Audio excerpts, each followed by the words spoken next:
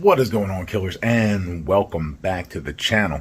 Guys, today doing an oil change. Not that big of a deal, but I do have something pretty clever that I really want to check out, because if it works out really well, I will put one on this whenever time comes. It's a UPR billet drain plug, so it's going to make life a lot easier. I'm going to check that out. I've never done an oil change on the ST, so let's get into it. All right, so I already have it up on the ramps. I'm going to be using Royal Purple. Why? Because, well, it was on sale.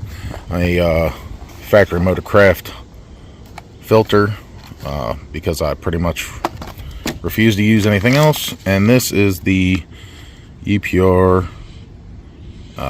drain plug. It's actually pretty clever.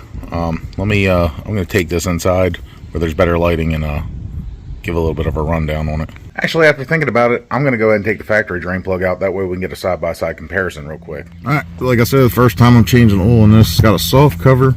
It's going to have little 7mm bolts in it, and then little stupid crisp, whatever, them clips all the way around it. We'll get them off, and then we'll take a look at what's underneath. Alright, getting to that one ain't too bad. Just unscrew it and, you know, drain it in the drain pan. Not that big of a deal. Alright, let's get a side-by-side comparison. I'm sorry, this is just a dust cap that was on here to protect it during shipping. Shipped very well, I may add, to stock drain plug. These are supposedly disposable. I know you can buy like a 10-pack of them for like 50 bucks. Plastic ears, those break a lot. Plastic overall construction, single O-ring, and really no magnetic tip or anything like that to catch any metallic debris. Magnetic tip, double O-ring, metal ears, and this is actually pretty cool. This is a dust cap. You want to keep that. Don't throw this away.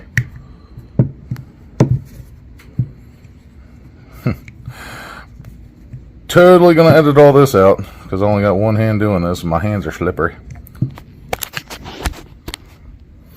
Alright, there we go. I got the dust cap out. Like I said, do not throw that away. You want to keep that for keeping debris out of this drain plug. Now this is one of the more neat things that I find about this. I'm probably going to say this is going to be more helpful on the F-150s. If anybody has ever done an oil change on the Coyote F-150s, I don't know about the EcoBoost because I've never done an oil change on a EcoBoost, but the drain plug sits right in front of the sway bar, which makes a mess. It doesn't matter what you do. You take this off and the oil drains right on the front sway bar. This, you could probably figure out a way to put a hose over top of it to where you won't make a mess. And then you unscrew it, and there you go. It's going to drain your oil. So once you get it down to a certain level, you can turn this and let it drain the rest of the way out of the oil pan. Also, I'm not sure. I was reading something where somebody felt as if you had a design like this, that you could possibly use like a vacuum system or something like that to change your oil. I don't really know. I'm going to do it the old-fashioned way, so I'm not even going to waste any more time talking about that. But you can see, very robust design compared to the stock one. Let's see what fitment is like. Yeah, it fits perfect, no, without incident. You know, that's gonna let me do that, and then just grab it right here. Well, that's gonna be a little.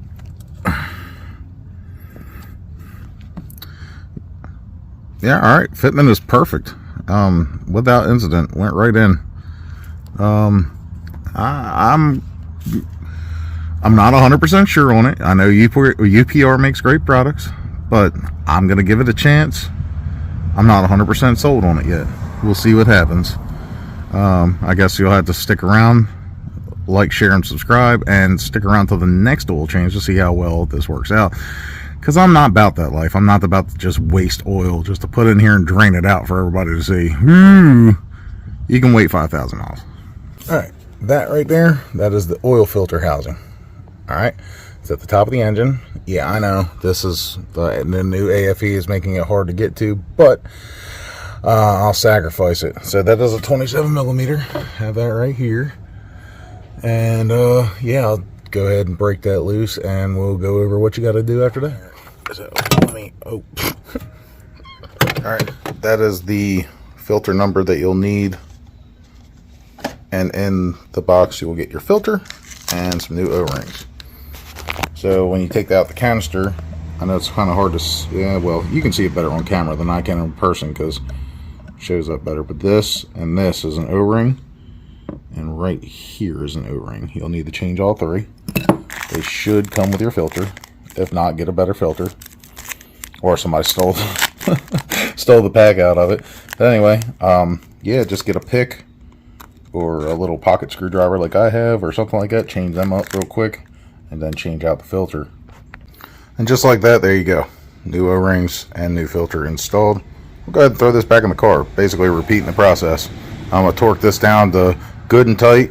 Yeah, Ford has a spec, I think it's like 40 foot-pounds, which is good and tight.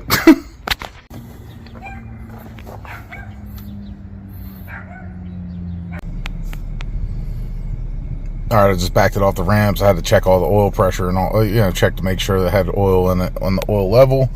Alright, say it says oil change required. Hit OK. Alright, now I'm going to go to menu. Now I'm going to scroll down to settings. Click on settings, oil life, and mine says 0, so it says hold OK to reset.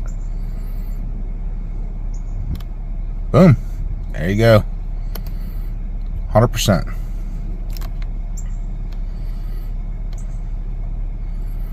Alright, yep. So I might as well just go ahead and use this video for a reference of when I changed the oil. I'm also going to go ahead and mark it in the one of the trips. That's how I usually do it, or let the car tell me. I haven't had this car in quite a while. It's a little bit of a long story. There was nothing wrong with it. Just like I said, a little bit of a long story. But I'm going to take it for a drive.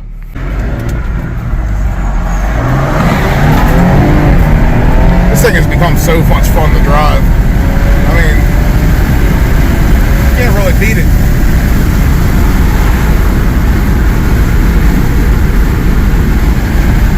Always fun. Handles like a dream. Easy to drive. Gets good gas mileage. Shoot, I'd take this car any day over anything else right now.